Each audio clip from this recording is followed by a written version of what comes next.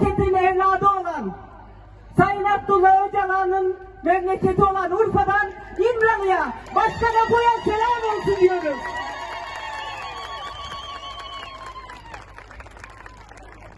Sevgili arkadaşlar, kadınlar olarak çok fazla sorunlarımız var. Kadın olmaktan kaynaklı ikinci sınıf olarak görülüyoruz. Emeğimiz yok sayılıyor. Bize kölelik dayatılıyor. Kendi bedenimiz üzerinden, çocuklarımız üzerinde bile söz hakkımız olmuyor çoğu zaman. Sayın Öcalan ne diyor? Ne zaman isyan olur? Senin söz hakkın elinde alındığında, seni yok saydığında diye. İşte biz de kadınlar olarak diyoruz ki, kadın Kırım'da isyan ediyor, özgürlüğe yürüyoruz. Cihan Azadi! Cihan Azadi! Her gücü şöyle, denge var, coşa var.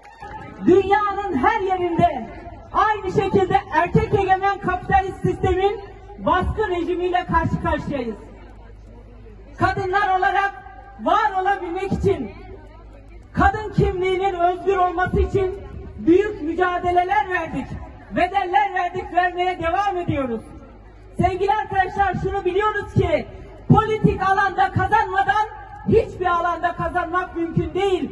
O yüzden Kürt kadınları olarak politik alanın her yerinden, yerel seçimlerden genel seçimlere, belediyelerden milletvekilliğine, parti yönetimine, kurum yönetimlerinin her yerinde var olmayı ilkesel olarak ifade ediyoruz.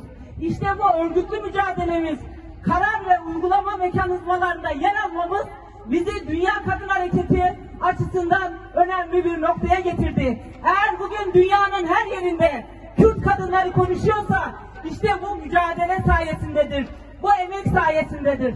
Ama erkek egemen sistemin temsilcileri ne yazık ki bunu engellemek için, kadınları engellemek için önümüze engeller koyuyorlar. Biraz önce milletvekili arkadaşımız söyledi. Bakın Leyla Güven şu an Sincan cezaevinde. Ayşe Gökhan sizin hemşehriniz şu an Sincan cezaevinde. Onlara 30 yıl ceza verdiler. Neden? Kadınlar özgür olsun diye. Kadınlar şiddet görmesin, tacize uğramasın, tecavüze uğramasın, insanca yaşayabilsinler diye, emeklerinin karşılığını alabilsinler diye direndikleri için, mücadele ettikleri için. Ama bunlar bizi engelleyebilir mi? Engelleyemez. Bakın Gülten Başkan'la biz de.